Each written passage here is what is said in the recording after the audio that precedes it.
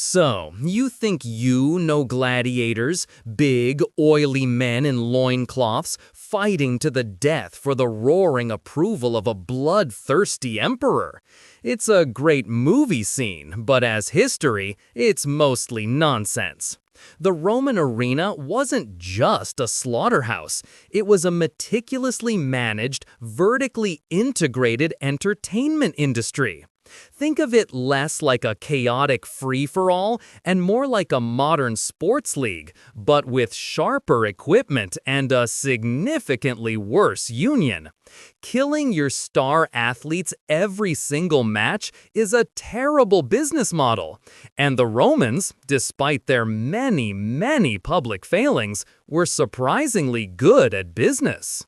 At the heart of this enterprise was a figure known as the lanista, part fight promoter, part slave owner, part talent agent. These were the guys who bought, trained, and leased out gladiators. Socially, they were considered scum on par with pimps and undertakers. Legally, they operated in a gray area of infamia, a status that stripped them of many civil rights. Financially, however, a successful lanista could become fabulously wealthy. They ran schools called a ludus, which were less school and more high-security prison gym with a lethal curriculum. The famous Ludus Magnus in Rome was even connected to the Colosseum by an underground tunnel because convenience is key when you're delivering human deathmatch performers.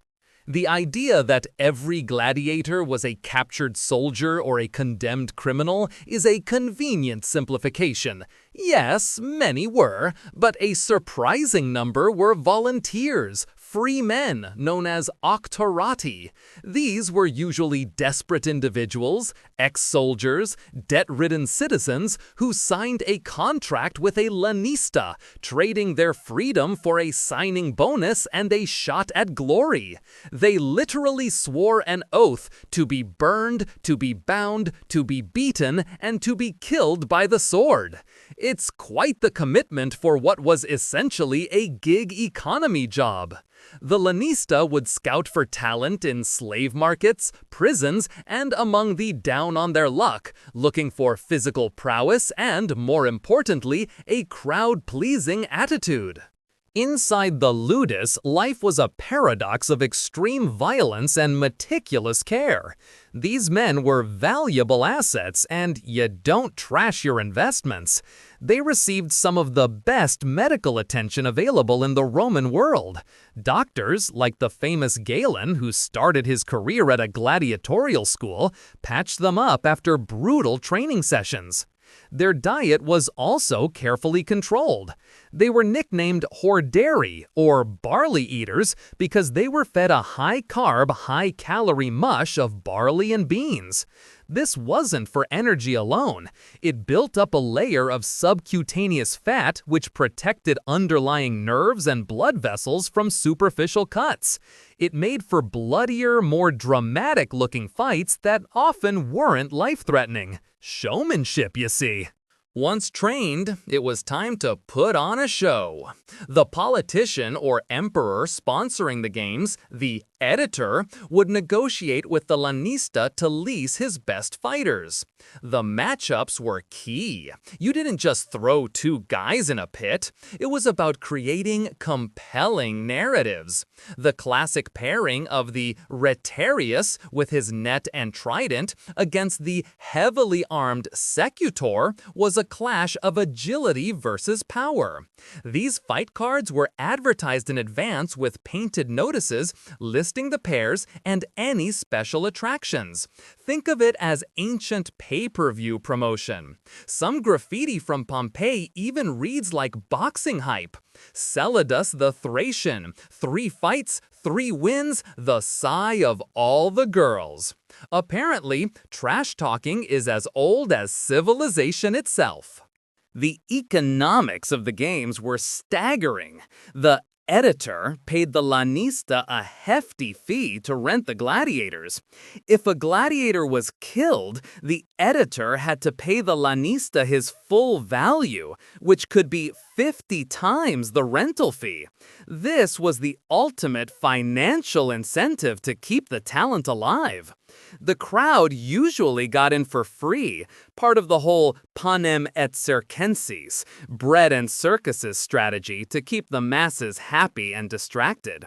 The real payoff for the editor wasn't money, it was political capital. A spectacular set of games could get you elected. So you'd spare no expense. You'd have parades, exotic animal hunts in the morning, and the main gladiator event in the afternoon. It was a festival of state-sponsored violence designed to buy loyalty. And it worked shockingly well.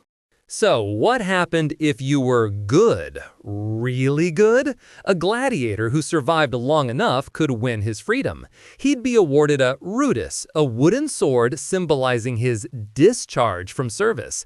Some retired gladiators became trainers themselves, their expertise being highly valuable.